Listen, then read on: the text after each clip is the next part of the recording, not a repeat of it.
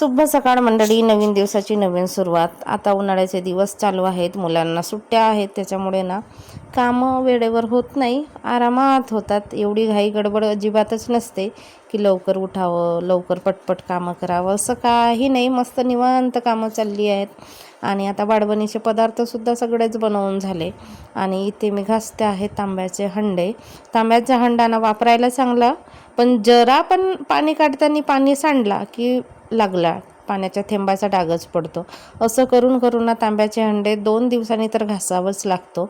आणि मी रोज नाही घासत, 2 दिवसाच्या नंतर तांब्याचा हंडा घासत असते. तांब्याचा हंडा ठेवलेला होता, आता बरेच दिवस ठेवून दिली होती. रोज रोज घासावा लागतो, खराब दिसतात म्हणून. परत अजून काढली वापरायला. आता झाले असतील 5-6 महिने की आता मी वापरते तांब्याचा हंडा. आणि तांब्याच्या हंड्यातलं पाणी पिणं चांगलं असते, आपल्याला तर माहीतच आहे. आणि हा माझ्या लग्नातला तांब्याचा हंडा आहे बघा. प्यायला वापरायला बरं पडते, पण मग ते रोज रोज नाही घासलं ना तर असे डाग पडतात आणि ते विचित्र दिसतात. बघणाऱ्याला पण असं वाटते की खरंच किती दिवसांनी घासतात बाबा, रोज घासतात की नाही, असे डाग पडून जातात. मग काय करायचं, पाणी भरल्यानंतर एखादा कॉटनचा कापड घ्यायचा आणि पाण्याचे जे आपले हंडे आहेत, स्टीलचा म्हणा तांब्याचा म्हणा, असं पुसून घ्यायचं, कोरडा करून घ्यायचा, म्हणजे डाग वगैरे अजिबात पडत नाहीत. छान अशी सकाळची देवपूजा झाली बघा. आणि मी सकाळी फिरायला गेले होते, त्यावेळेस मी फुलं आणले. फुलं मिळाली, बरीच मिळाली होती. अजून थोड्याशा कड्या ठेवल्या, जर उद्या मिळाले नाही तर. आणि एवढ्या तरी बस झाल्या तेवढ्याच फुलं. तर मस्त अशी आपली देवपूजा झाली. आणि आज आहे गुड फ्रायडे, त्याच्यामुळे सुट्टी आहे, तर माझी कामं पण झाली. दुपारी थोडंसं ओट्याच्या खालचा जो पसारा होता तो काढून घेतला. तुम्ही कितीही पुसा, कितीही काही करा, पण 8 दिवसांनी नाही पुसलं ना तर इतकी धूळ बसते. मग हे सगळे पेपर वगैरे चेंज करून घेतले, पुसून घेतलं छान. आणि मग नवीन पेपर बसवले आणि डबे वगैरे सगळं पुसून जिथल्या तिथे सामान लावून घरामध्ये थोडी पण धूळ दिसली, थोडं पण असे जाडे दिसले तर तिथेच लक्ष असते. ते साफ केल्याशिवाय, स्वच्छ केल्याशिवाय आपल्याला चैन पडत नाही. माझी तर अशी सवय आहे, मला जाडे अजिबात आवडत नाही. माझ्या घरामध्ये कधी पण तुम्ही या, कधीच जाडे दिसणार नाही. आणि ही धूळ तर असतेच, पण ती साफ करावी लागते. ही आहेत बघा कुडव्याची फुलं, जसे आता तोडून आणलो आम्ही तसेच आहेत. आता याला स्वच्छ करायचं. झोके आहेत, फांद्या आहेत, पानं वगैरे आहेत, ते सगळं काढून स्वच्छ करायचं. तर ते चालू आहे स्वच्छ करायचं काम. भरपूर वेळ घेते.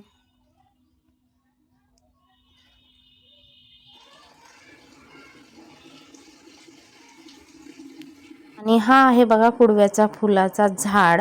आणि ही आहेत पानं, जी आमच्या भागामध्ये ना देवपूजेला, दिवाळी दसरा असेल किंवा देवपूजा असेल, नैवेद्य असेल, त्यावेळेस ह्या पानाचा खास करून वापर केला जातो. आणि त्याच्यामध्येच नैवेद्य दाखवला जातो. आणि पोळ्याला बैलांना, दिवाळीला गाईंना वगैरे असं जेवण नैवेद्य दिला जातो ना, जेवण, त्यावेळेस कुडव्याच्या पानाचा किंवा मोहाच्या पानाचा उपयोग केला जातो. तर औषधीय गुणधर्मसुद्धा आहे कुडव्याच्या पानाचा, कुडव्याचा फुलाचा. खूप छान वापर आहे आयुर्वेदानुसार. आणि कुडव्याच्या फुलाची, कुडव्याच्या शेंगाची भाजी केली जाते, खाल्ली जाते.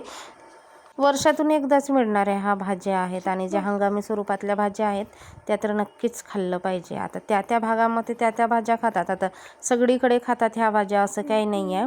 आणि कुडव्याच्या फुलाची भाजी चांगली वाटते, छान वाटते, बाजारामध्ये विकायला सुद्धा असते.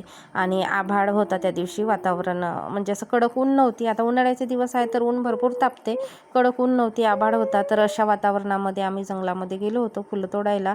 आता तोडताना जसे तोडले तसेच आणले होते. मग त्याच्यामध्ये बारीक पानं होते, देठं होते, ते सगळं आणल्यानंतर घरी स्वच्छ करायचं. भाजी करायची असेल तर मी आणली, तर आमच्या बाजूला आहेत ना, त्यांना पण भाजी होईल अशी थोडी थोडी फुलं दिली. त्यांचा पण नवीन जीव होतो. आणि मग आम्ही भाजी केली आणि थोडेसे ठेवले होते, ते वाढत घातले. तर आधी फुलं स्वच्छ करून घेतले, मग नाहीतर ना मग कडवट लागते ही भाजी स्वच्छ नाही केली तर. देठं असतील, पानं वगैरे असतील तर एक एक करून असं स्वच्छ करून घ्यायचं. एवढे निघाले कुडव्याचे फुलं. थोडं थोडं मी आजूबाजूला पण दिली, म्हणजे 2 घरी दिली मी थोडं थोडं. आणि एवढे निघाले आपले कुडव्याचे फुलं, तर एवढे ठेवली मी. आता यांना सुकवणार आणि याची भाजी करणार. जर जास्त क्वांटिटीमध्ये भाजी केली ना तर चांगलं पण नाही वाटत.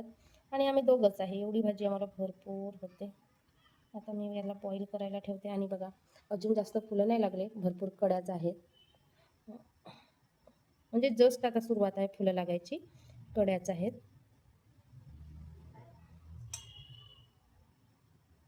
स्वच्छ तर करून झाली. आता उकडायचं, बॉईल करायला ठेवायचं. फुलं स्वच्छ धुवून घेतली. तसं तर ती वरच असतात फुलं, पण धूळ वगैरे बसलेली असते, काय काय असतातच काहीतरी. मग 1-2 पाण्याने धुवून घ्यायचं आणि मग याची फुलं उकडवायला ठेवायची आणि चांगली उकड येऊ द्यायची. म्हणजे जी फुलं आहेत ना चांगली शिजली पाहिजे, नाहीतर मग भाजीमध्ये कडवटपणा लागतो. रुक जा, निकाल के दे रही स्पून से कोई अच्छा लगा क्या अनुए?